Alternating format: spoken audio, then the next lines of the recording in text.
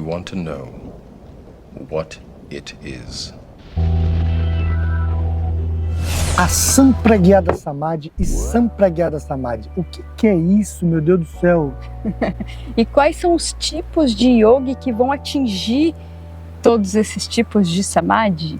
Samadhi é iluminação, o processo de transcender o estado mental, físico e emocional e encontrar um campo que Buda chamava de Nirvana, nos Yoga Sutras chama de Samadhi, ou seja, a união com Deus, a união com o cosmos. Então nós vamos falar um pouquinho de quem encontra Samadhi, de quem encontra esse Nirvana, quais são os 3 tipos de yogi, de meditadores, de buscadores que encontra o Samadhi. E quais são os 3 tipos de iluminação, os 3 tipos de Samadhi que eles vão atingir, né, depois que desencarna ou no corpo físico. Então vamos lá. Bem-vindo ao nosso canal ou bem-vindo de volta ao nosso canal. Esse é o canal Meditar. É o caminho. Se é novo por aqui, já se inscreva no canal. Meu nome é Prema. Meu nome é Abhishek. E a gente está fazendo vídeos aqui 3 vezes na semana para você sobre diversos assuntos relacionados à espiritualidade, meditação, bem-estar, viagem, alimentação. E comente alguma coisa durante o vídeo ou no final para que o YouTube entenda que esse conteúdo é relevante e entregue mais esse conteúdo para mais pessoas. Então vamos lá. Então nesse vídeo nós vamos falar um pouquinho mais complexo, ou seja, dentro do universo do yoga, nós vamos trazer aqui Patanjali, certo? O criador do yoga como a gente conhece hoje, é considerado o pai do yoga. Por quê? Porque há mais ou menos 3.000 anos atrás, não dá para a gente saber direito, há controvérsia entre as datas, nós não vamos se apegar às datas, certo? Mas Patanjali sistematizou o yoga, criou os 8 passos do yoga e não somente isso, sistematizou um monte de coisa, de conhecimento antigo que era passado de boca a boca, ele sistematizou no Yoga Sutras de Patanjali. E que ficou muito didático, então hoje a gente tem vários professores de yoga, né, milhares, milhões de professores de yoga, que possam passar isso para os alunos dessa forma didática, porque Patanjali lá atrás sistematizou e deixou ele de forma didática. Então vamos lá. Primeiro tipo de yogi é o Bhava Pratya Yogi. Bhava Pratya Yogi. E eu vou te falar com sânscrito, eu sou terrível. Eu admiro esses professores de sânscrito que gravam com facilidade. Eu não consigo gravar as coisas com facilidade, principalmente o sânscrito é complicado. Mas vamos lá. Nós vamos escrever o nome aqui embaixo na descrição. Esse primeiro tipo de yogi, imagina a vida como um átomo, o espírito, a alma. Cada um tem uma alma, um espírito. E essa alma, ela encarna e desencarna de acordo com a filosofia da Índia, do Oriente em geral. Certo? Então, se você não quer acreditar em reencarnação, se você não acredita, talvez esse vídeo não vá ser útil para você. Porque na Índia a gente só se ilumina depois de várias vidas. Exatamente. A gente precisa de 108 vidas para se iluminar, como diria Buda. E muitos yogis, mestres, falam que a gente precisa de centenas, muito mais do que 108. Enfim, mas a ideia é que a gente não teve só essa vida e o seu conhecimento, o seu comportamento, o seu karma, as ações boas ou ruins não é só dessa vida. Então a ideia é o que você está colhendo nessa vida, você plantou em outras vidas ou nessa, mas no passado. E assim será para o futuro. Mas vamos lá. O primeiro tipo de yogi, Bhava Pratya Yogi, é a alma que já reencarnou e desencarnou várias vezes, reencarnou e desencarnou, fazendo bem, que nas últimas vidas vem fazendo bem, certo? Ajudando aqui quando está encarnado, ajuda a combater o mal, ajuda a combater pessoas que fazem mal, ajuda a combater injustiças, ajuda a estabelecer o Dharma nesse planeta, certo? E quando está desencarnado, também como alma, lá no plano espiritual, continua ajudando a fazer o bem. É como se fosse um guerreiro da luz. Exatamente. Né? Que vai e mata os asuras, né? Medita, libera Lembra pessoas, do livro do Paulo libera Coelho, os Guerreiro da Luz? espíritos. Exatamente. Luta contra os espíritos do mal, os asuras, a energia de cada local, limpa a energia de cada local por onde está, estabelece o Dharma até mesmo em vários países, várias regiões. Sempre foi assim. Mas chega um momento... E esse yogi, ele é muito importante para Paramatma, né? Para o Deus absoluto. É verdade. Porque ele mantém esse equilíbrio entre o bem e o mal. Porque a gente tem essa dualidade. né? A gente está encarnado aqui, existe essa dualidade. E às vezes isso desequilibra para um lado, né? Para o lado ruim. E aí esse guerreiro da luz, ele precisa estabelecer a ordem. Então ele se torna muito importante para Paramatma e ele também normalmente se torna muito querido ao seu redor, pelas pessoas à sua volta. Exatamente, querido por Deus, por Paramatma e querido pelas pessoas ao seu redor, porque ele faz o bem. Quem que não gosta de ter pessoas perto que faz o bem, que ajuda a limpar a sua energia, limpar a energia, que estabelece o Dharma aqui? Então Deus gosta muito e as pessoas aqui, é uma pessoa que se torna muito popular. Então Krishna é esse tipo de yogi. Enfim, e tem vários outros exemplos, certo? Então esse yogi, esse Bhava Pratya Yogi, ele, depois de várias vidas fazendo bem e lutando contra o mal, os asuras, os espíritos do mal, ele fala assim, poxa, cansei. Cansei porque ele percebe que sempre vai haver o mal, não tem o que fazer. Você mata um demônio, vem 3. É igual no filme do Matrix, que o Neo mata um, vem 50. Exatamente. Tipo isso. Então ele percebe que o melhor é transcender a dualidade em vez de ficar... Então ele se cansa. Então ele decide voltar, reencarnar novamente. A alma, né, o Atma, decide voltar e se iluminar, alcançar o moksha.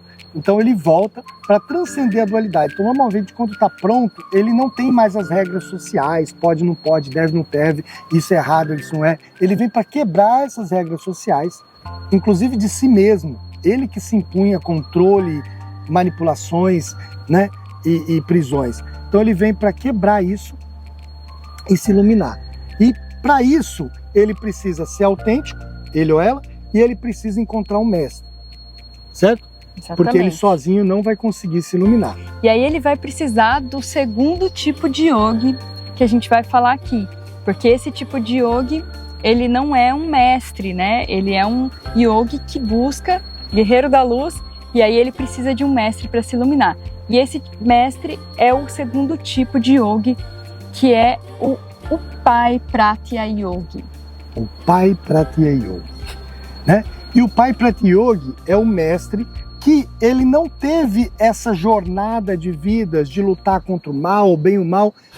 É um mestre que, por não se envolver muito com as emoções da vida, nem fazendo positivo, nem fazendo negativo, por algumas vidas vivendo na neutralidade, escuta bem, isso é muito importante, por algumas vidas vivendo na neutralidade, sem se envolver muito com coisas mundanas e sem negá-las, ficando muito mais neutro, quietinho, ele em algum momento encontra a iluminação, se ilumina, certo?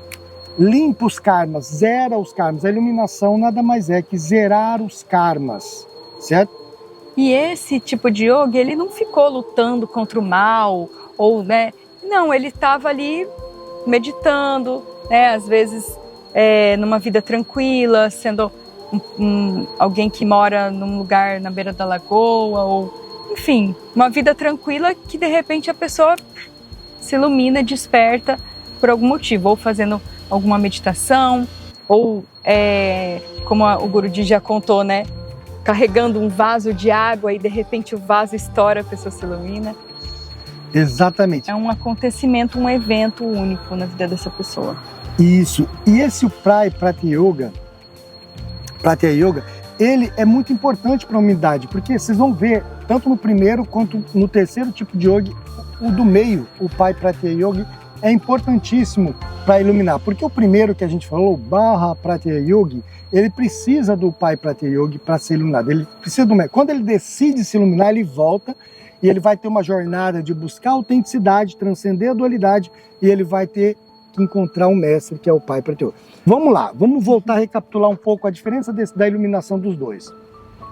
O primeiro, por ter já lidado muito com a dualidade de bem e mal, quando ele se ilumina, quando ele encontra o Pai Pratya Yogi e ele se ilumina no meio da jornada, ele já vai para Paramatma. Se funde a Paramatma e vira pura luz, se quando funde a Deus. Quando desencarna já é Mahasamadhi, já é se fundir, não precisa mais reencarnar e não precisa ficar trabalhando em outras dimensões aqui. Certo? Já o Pai Pratya Yogi, quando ele desencarna, por ele ter tido essa coisa quase que indiferente, por isso que ele não é tão popular, por isso que ele não consegue tantos discípulos, por isso que ele não bomba, ele é meio ali. Então, Vashishta, o mestre de Rama, era assim, Ramakrishna Paramahansa, talvez o mestre do Krishna Das, né, o Maharaji, certo? São os mestres que não alcançaram tanta popularidade, mas tinham uma coisa muito forte. Ele tem essa capacidade de iluminar outros discípulos. É fundamental. Certo? O nosso mestre Guruji é o pai Pratyaya Yogi. Ele, inclusive, nas vidas passadas, o Guruji fala que viveu, não teve família, ficou na beira de um lago a vida toda, a última vida dele em Kerala, ficou a vida toda na beira de um lago, sem família, sem compromisso, certo? É tipo o exemplo de quem está indo para essa neutralidade e na próxima vida vai se iluminar. E aí ele fala que isso preparou ele para nessa vida. Ele teve família, foi uma coisa tranquila, pai de família, e de repente ele se ilumina e fica ali também tranquilo, sem querer ficar indo, pegando o Dharma. Ele ficou ali esperando 20 anos a coisa acontecer. Ramana Maharishi é desse nível. Ele ficou ali 20 anos em silêncio, ele não está interessado em salvar o mundo, em sair. Ele fica ali de boa e as coisas vão começando a acontecer mais para o final da vida. Ele vai ganhar alguns discípulos, vai iluminar algumas pessoas, certo? Mas é ele que tem essa capacidade de iluminar outras pessoas, de trazer a iluminação. Tanto para esse tipo de yogi, primeiro que a gente falou, o Bhava Pratyaya Yogi, e o último que a gente vai falar agora. Perfeito. Aí, o primeiro, quando ele encontra o Samadhi, a iluminação, ele já vai logo para o Deus absoluto. O segundo não, olha que interessante. O segundo, o pai Pratyaya Yogi, ele quando se ilumina, ele ajuda muita gente aqui. Quando ele desencarna, ele não vai para Paramatma, certo? Porque ele não teve muita dualidade. Ele fica, Patanjali fala que ele fica 140, olha que interessante, Patanjali fala que ele fica 142 anos, de 142 anos a 200 anos, aqui com um corpo sutil aqui ainda, antes de se fundir a Paramatma, certo? E ele pode estender essa estada, né? Ele vai precisar fazer um esforço para isso, como a gente conhece a história de Babaji, né? Que aparece na montanha para outras pessoas. Então, esse mestre ele vai ficar no corpo sutil, aparecer para outras pessoas, ajudar outras pessoas e continuar ajudando a humanidade na iluminação. Por isso que falam que Babaji tem 400 anos, está no corpo sutil nos Himalaias e manifesta para vários discípulos. Então, se o pai Pratyaya Yogi quiser se manter mais, ele pode se manter até por 1000 anos, 2000 anos, só que é muito difícil. Por quê? Porque esse corpo sutil ele é leve e a energia que puxa para se fundir a Paramatma é muito grande. Então esse mestre ele tem que fazer um esforço enorme, igual o Babaji, para manter aqui, para poder aparecer para o discípulo e continuar o trabalho dele diretamente com os discípulos encarnados. Certo? É muito importante. O pai Pratyaya Yogi, ele pode também diminuir o tempo, em vez de 142 anos, 200 anos, para 80. Também é difícil diminuir. A média é de 142 anos a 200. Só que, aí você fala, nossa senhora, desencarnou e tem que ficar mais tudo. Esses anos é diferente do tempo daqui, tá? Igual o Babaji está lá há 400 anos, para ele certo? É outro tempo do plano espiritual. 5 minutos. Quando está desencarnado é bem rápido. Perfeito? Então essa é a diferença de iluminação. Depois que se funde ao Paramatma, tudo é igual. Perfeito? O terceiro tipo de yogi. O terceiro tipo de yogi é o Devas. Deva. É o Pratyaya Yogi. Pratyaya Yogi. Que são os devas, né? Eles são não os estão em espíritos corpo, de né? luz que já desencarnaram e eles ajudam a humanidade no seu corpo de luz, no seu corpo sutil. Eles não são iluminados, não se iluminaram totalmente, né, como o pai Pratyaya Yogi, mas eles ajudam pessoas no corpo sutil a se libertarem do mal. Por que são devas? São semideuses, ou seja, são espíritos do bem. Então a gente tem muito exemplo, nós já ficamos 6 meses agora em Bali. Bali é um exemplo, Bali é regido 100% pelos devas.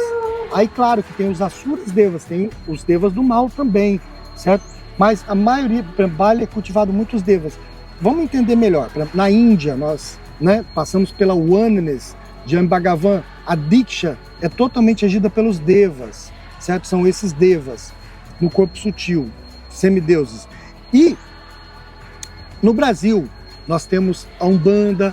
Então se você pegar os orixás, os pretos velhos, os caboclos, todos esses espíritos do bem que ajudam a fazer a limpeza, né? Inclusive no centro espírita também, são devas.